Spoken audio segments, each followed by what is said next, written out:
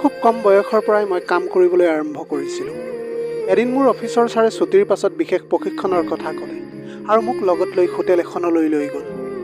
আমি হোটেলৰ কোঠা পাওঁতে ছাৰ ফ্ৰেছ হ'বলৈ বাথৰুমলৈ গ'ল। কিন্তু বাথৰুমৰ পৰা ওলাই আহোঁতে তেওঁক দেখি মই আচৰিত হ'লোঁ, কাৰণ তেওঁ মোৰ নাম মীৰা আৰু মই কলেজৰ শেষ বৰ্ষত পঢ়ি আছিলোঁ। সেই সময়ত আমাৰ কলেজত স্বপ্না সেৱা নামৰ এটা সংস্থাই গছপুলি ৰোপণৰ অভিযান চলাই আছিল। সেই সময়ত আমাৰ কলেজলৈ কেইজনমান সংগঠনৰ প্ৰতিনিধি আহিছিল। যিহেতু আমি কলেজৰ শেষ বৰ্ষত আছিলোঁ, সেয়েহে অধ্যক্ষই সেই প্ৰতিনিধিসকলৰ লগত আমাক গছ ৰোপণ কৰিবলৈ পঠিয়াই দিলে। গছপুলি ৰোপণ কৰি থাকোঁতে সংগঠনটোৰ এজন প্ৰতিনিধিক লগ পালোঁ, যাৰ নাম অমৰ আছিল। গছপুলি ৰুওঁতে যদি কোনোবাই আঘাত পায়, মই লগে লগে তেওঁক সহায় কৰিছিলোঁ। মোৰ এই স্বভাৱটো অমৰৰ চকুত পৰিছিল। তেওঁ মোক কাৰ্ড এখন দি ক'লে, কেইমাহমানৰ পিছত আপোনাৰ কলেজ শেষ হ'ব। কলেজ শেষ হ'লে ইচ্ছা কৰিলে মোৰ লগত কাম কৰিব পাৰিব। আপোনাৰ স্বভাৱটো দেখিছোঁ খুবেই ভাল আৰু আৰ্তজনক সহায় কৰিবলৈ আপুনি বৰ আগ্ৰহী। আপোনাৰ লগত একেলগে কাম কৰি ভাল লাগিব। অমৰে মোৰ স্বভাৱটো ঠিক চিনাক্ত কৰিছিল। মই সমাজ সেৱাৰ প্ৰতি সদায় আগ্ৰহী আছিলোঁ। 2 মাহৰ পিছত অমৰে দিয়া কাৰ্ডটো লৈ মই অমৰক লগ কৰিলোঁ।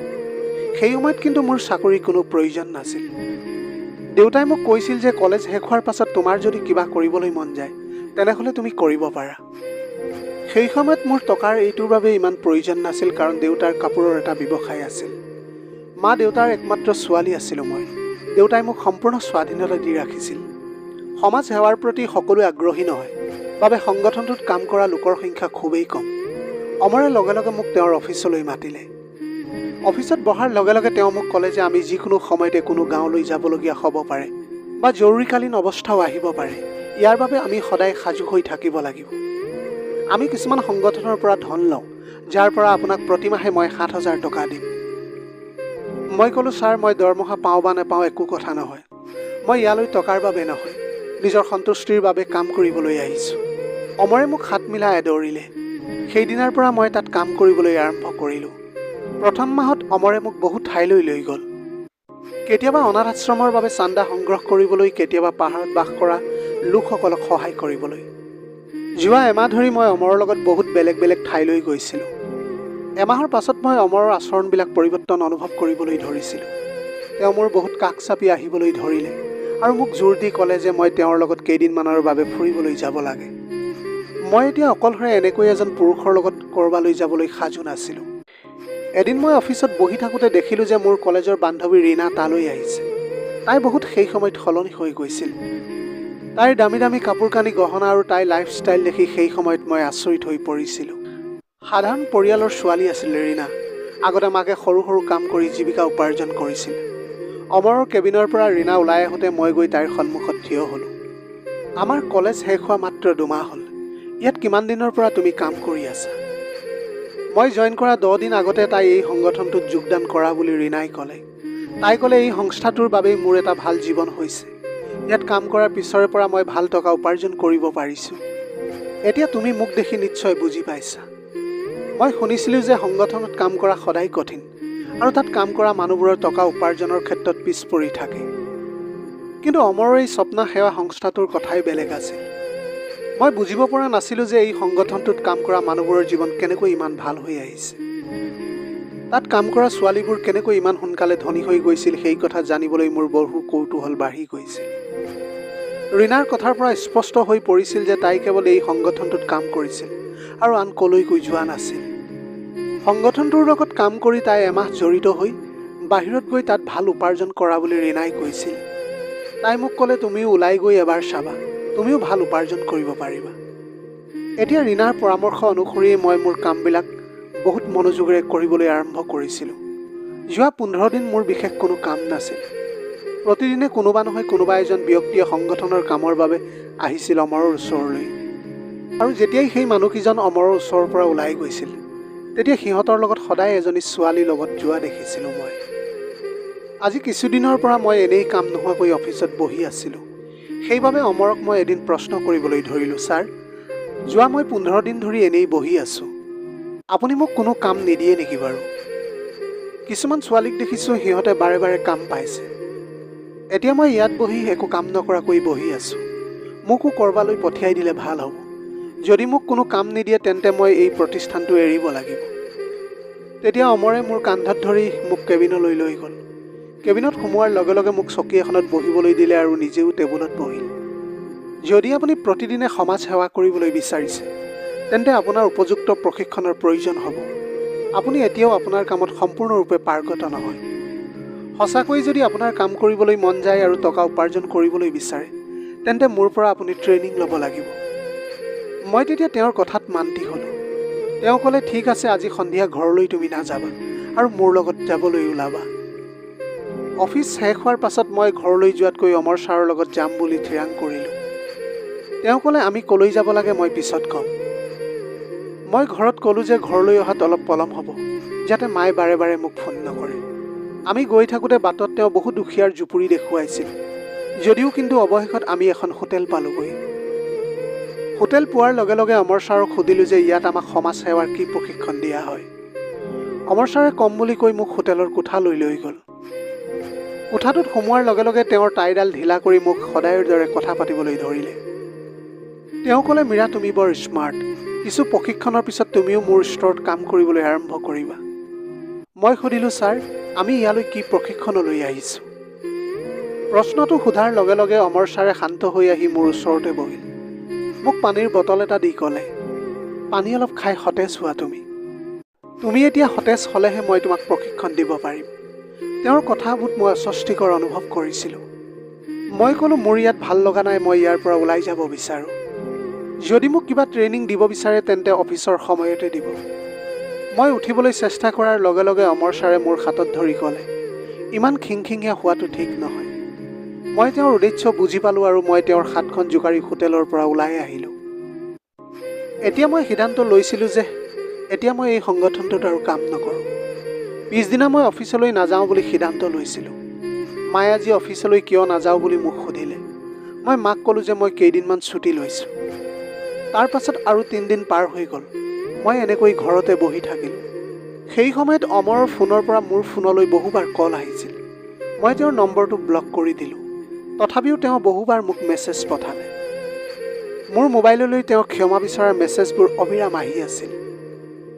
প্ৰতিদিনৰ দৰে দেউতাও সেইদিনা দোকানলৈ গৈছিল। দেউতাই ৰাতিপুৱা 8 বজাত ঘৰৰ পৰা ওলাই ঠিক 10 বজাত দোকান পায়গৈ। সেইদিনা দোকান পোৱাৰ লগে লগে ঘৰলৈ দেউতাৰ ফোন আহিল।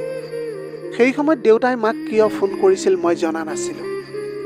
কিন্তু দেউতাৰ ফোনটো ৰিচিভ কৰাৰ লগে লগে মাৰ চকুৰ পৰা চকুলো বৈ আহিবলৈ ধৰিলে।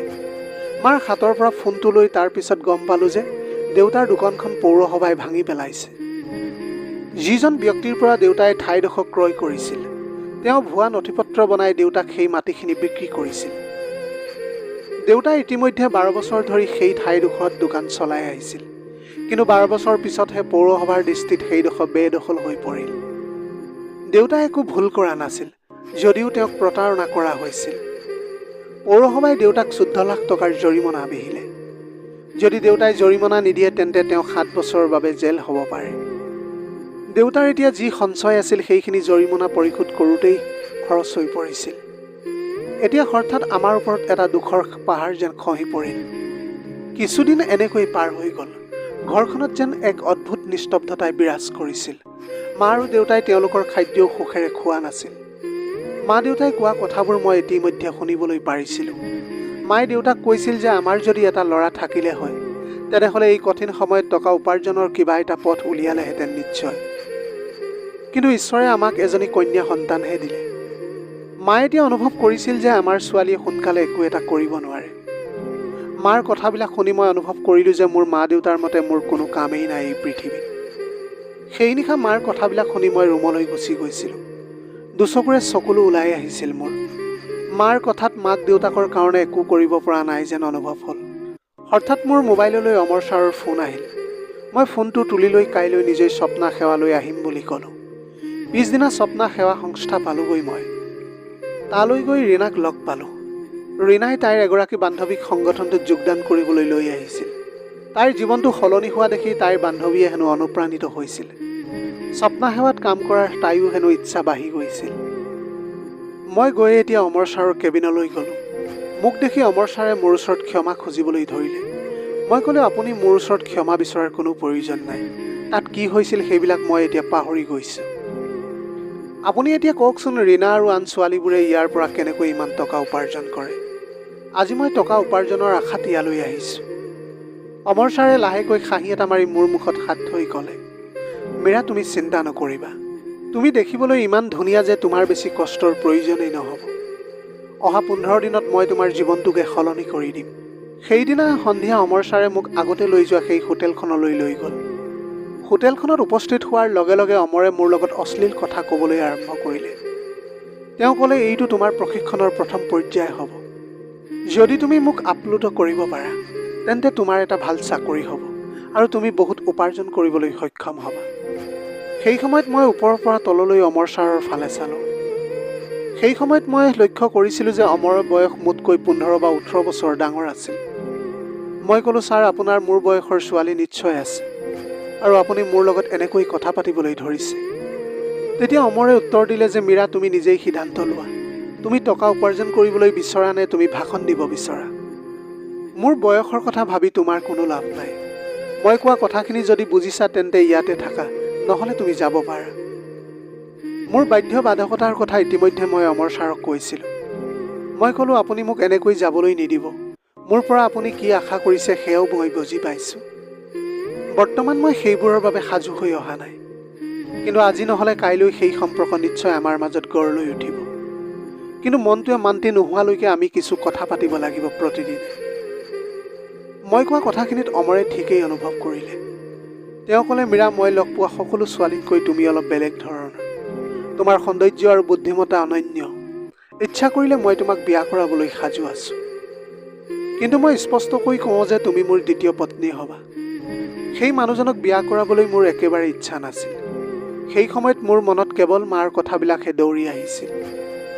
মাৰ মনত এটা ভুল ধাৰণা আছিল যে মই ছোৱালী, গতিকে মই একো কৰিব নোৱাৰোঁ জীৱনত। তেওঁৰ কথাই মোৰ আত্মসন্মানত পোনপটীয়াকৈ আঘাত দিছিল। চকুৰ সন্মুখত কেৱল সেই সময়ত মোৰ টকাহে উপঙি আহিছিল মনত। এতিয়া মই সেই টকাৰ বাবে সেই বুঢ়াজনৰ লগত হোটেলত বহি থাকিবলগীয়া হৈছে। সেই মানুহজনে কেতিয়াবা মোৰ চুলিত আদৰ কৰি আহিছিল আৰু কেতিয়াবা মোৰ বহুত ওচৰলৈ আহিছিল। অমৰক তেতিয়াও মই মোৰ সীমা অতিক্ৰম কৰিবলৈ দিয়া নাছিলোঁ। প্ৰায় 3 ঘণ্টামান হোটেলৰ কোঠাত অমৰ লগত বহি থাকিলোঁ। 3 ঘণ্টা ধৰি মোৰ লগত প্ৰেমৰ কথাবিলাক চলি আছিল। মই তেওঁৰ কথাত একমত হৈ আহিবলৈ ধৰিছিলোঁ। অমৰে সেইদিনা মোৰ আগত প্ৰকাশ কৰা মৰমৰ কথাবোৰৰ বাবে তেওঁ নিজেই মোক টকা দিছিল। কোনো কাম নকৰাকৈ মোৰ হাতত 8,000 টকা দিছিল। ঘৰ পোৱাৰ লগে লগে সেই 8,000 টকা মই নিৰাপদে মোৰ আলমাৰীত ৰাখিছিলোঁ। মই সিদ্ধান্ত লৈছিলোঁ যে ভাল পৰিমাণৰ টকা জমা কৰি মাৰ হাতত মই গতাই দিম। পিছদিনাও কামৰ অজুহাতত স্বপ্না সেৱালৈ গ'লোঁ। তাত উপস্থিত হোৱাৰ লগে লগে অমৰে মোক চিনেমা চাবলৈ লগত লৈ গৈছিল। কেৱল সেয়াই নহয়, তেওঁ মোক গোটেই দিনটোত তেওঁৰ লগত ঘূৰাই ফুৰাইছিল। এনেকৈ 10 দিন পাৰ হৈ গ'ল। অমৰে মোক কেতিয়াবা 8,000 আৰু কেতিয়াবা 13,000 টকা দিছিল। যোৱা 10 দিন ধৰি মই অমৰৰ লগত বহুত ঘনিষ্ঠ হৈ পৰিছিলোঁ। এবাৰ মই অমৰক প্ৰশ্ন কৰিছিলোঁ যে, অমৰ, আমাৰ এতিয়া যেনেকুৱা সম্পৰ্ক আছে, ৰীণাৰ দৰে ছোৱালীবোৰেও চাগে এনেধৰণৰ সম্পৰ্ক কৰিয়ে টকা উপাৰ্জন কৰে ন? সেই সময়ত অমৰে তেওঁৰ কথাৰ একো উত্তৰ নিদিলে। সি মাত্ৰ হাঁহি এটা মাৰিলে। সেইদিনা অমৰে মোক হোটেললৈ লৈ গ'ল। ৰুমত সোমোৱাৰ লগে লগে অমৰে মোক চুবলৈ ধৰিলে। মই ক'লোঁ, অমৰ, এতিয়াও মোৰ মনটো ভালকৈ সাজু হৈ উঠা নাই। কিন্তু অমৰে মোৰ কথা শুনিবলৈ সাজু নাছিল। তেওঁ ক'লে, মীৰা, এতিয়া বহুত হ'ল। তোমাৰ লগত আড্ডা মৰাৰ মোৰো এতিয়া কোনো ইচ্ছা নাই। এতিয়া মোক বেছি জোকাব নালাগে। মই তোমাক যিমান বিচৰা সিমানেই টকা দিম। অমৰে মোক নিৰ্দিষ্ট পৰিমাণৰ এটা কথা ক'লে, 15 লাখ। সিমান এটা ডাঙৰ পৰিমাণৰ কথা শুনি খন্তেক সময়ৰ বাবে মই তেওঁৰ লগত সময় কটাবলৈ সাজু হ'লোঁ। যেতিয়া তেওঁ মোৰ ওচৰলৈ আহিছিল, হঠাতে সকলোবিলাকৰ বাবে মোৰ ঘৃণনীয় যেন অনুভৱ হ'বলৈ ধৰিছিল। সেই সময়ত মোৰ দেউতাৰ শিক্ষাৰ কথা মনত পৰিছিল। দেউতাই মোক সৰুৰে পৰা সেই কথা শিকাইছিল যে নিজৰ সততা কেতিয়াও ত্যাগ কৰিব নালাগে আৰু টকাৰ স্বাৰ্থত নিজৰ সন্মান হেৰুৱাই পেলাব নালাগে। এতিয়া মই অমৰক মোৰ ওচৰৰ পৰা আঁতৰাই ঠেলি দিলোঁ। মোৰ পৰা আঁতৰি যাবলৈ সি সাজু নাছিল। মোৰ ইচ্ছাৰ বিৰুদ্ধে জোৰ জবস্তি কৰিবলৈ চেষ্টা কৰিবলৈ ধৰিলে। মই অমৰৰ পৰা মুক্তি পাবলৈ বিচাৰিছিলোঁ।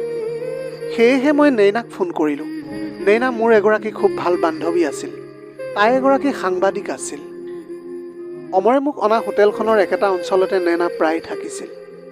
সেই হোটেলখনত কিছু অবৈধ কাৰ্যকলাপ সংগঠিত হোৱাৰ সন্দেহ কৰে তাই। মই তাইক ফোন কৰাৰ লগে লগে অলপ সময়ৰ ভিতৰতে তাই তালৈ আহিল। তাই আহিয়েই সাংবাদিকতা আৰম্ভ কৰি টিভিত বাতৰি লাইভ দেখুৱাবলৈ আৰম্ভ কৰিলে। সেই সময়ত অমৰৰ লগত মোকো টিভিত দেখা গৈছিল। অমৰে স্বপ্ন সেৱাৰ আঁৰত অবৈধ ব্যৱসায় কৰি গৈছিল। কিছুমান ছোৱালীয়ে সেই কামটো স্ব-ইচ্ছাই কৰি আহিছিল আৰু আনহাতে কিছুমানক বাধ্য কৰাবলৈ চেষ্টা কৰিছিল। টিভিত লাইভ দেখি মা দেউতাও মোৰ ওচৰত উপস্থিত হ'লহি। সেই সময়ত মোৰ বাবে দেউতা বৰ গৌৰৱান্বিত হৈ উঠিছিল। তেওঁ ক'লে, আজি মোৰ ছোৱালীয়ে মোক গৌৰৱেৰে বুকু ফুলাই তুলিছে। মুকলি কেমেৰাৰ সন্মুখত প্ৰতাৰক মানুহৰ কথাবিলাক কৈছে। মই ক'লোঁ, দেউতা তুমি মোৰ সফলতাত সুখী হৈছা, কিন্তু মা কেতিয়াও সুখী হোৱা নাই। কাৰণ মায়ে এতিয়াও অনুশোচনা কৰি থাকে যে মোৰ ছোৱালীৰ পৰিৱৰ্তে কিয় ল'ৰা সন্তান নহ'ল। দেউতাই সেই সময়ত উত্তৰ দিলে, মোৰ ছোৱালীয়ে যি সাহস কৰি দেখুৱাইছে চাগে এটা ল'ৰাও সেইখিনি কৰিব নোৱাৰিলেহেঁতেন। মোৰ ছোৱালীজনী মোৰ বাবে মোৰ ল'ৰাৰ দৰেই। মায়েও মোক লৈ সেই সময়ত গৌৰৱ অনুভৱ কৰিছিল। টকাৰ বাবে নিজৰ সন্মান হেৰুৱাই পেলোৱাটো মোৰ দেউতাৰ শিক্ষা নাছিল। টকাৰ আগত মই মা আৰু দেউতাৰ সন্মানক সৰ্বোচ্চ স্থানত ৰাখিছিলোঁ আৰু সেইবাবে সমগ্ৰ চহৰখনে মোৰ বাবে হাত চাপৰি বজাইছিল। প্ৰিয় দৰ্শক, টকা উপাৰ্জনৰ পথত কেতিয়াও ভুল আৰু অনৈতিক পদ্ধতিৰ আশ্ৰয় লোৱা উচিত নহয়। সঠিক পদ্ধতিৰে উপাৰ্জন কৰা ধনে আমাক সমাজত সন্মান কঢ়িয়াই আনে আৰু আত্মসন্তুষ্টি প্ৰদান কৰে। ইয়াৰ বিপৰীতে বেয়াকৈ পোৱা ধনে মাত্ৰ খন্তেকৰ সুখহে আনে, আনহাতে ই আমাৰ জীৱনটো নষ্ট কৰিব পাৰে। জীৱনত স্থায়ী সফলতা আৰু সন্মান লাভ কৰিবলৈ হ'লে সততা আৰু নৈতিকতা অনুসৰণ কৰিবই লাগিব। আজিৰ ভিডিঅ'টি কেনেকুৱা লাগিলে জনাব। যদি ভাল লাগিল তেনেহ'লে লগৰ বন্ধু বান্ধৱীসকলৰ মাজত শ্বেয়াৰ কৰিবলৈ নাপাহৰিব। আপোনালোকৰ গোটেই জীৱনটো হাঁহিৰে উপচি পৰক। পাৰিলে দুখীয়াজনক অলপ সহায় কৰিবলৈ চেষ্টা কৰিব। আপোনালোকৰ অকণমান সঁহাৰিয়ে যদি কোনোবা এজন দুখীয়াৰ জীৱনটো সলনি কৰিব পাৰে, তাতকৈ পুণ্যৰ কাম আৰু এই পৃথিৱীত একোৱেই হ'ব নোৱাৰে। Have a nice day.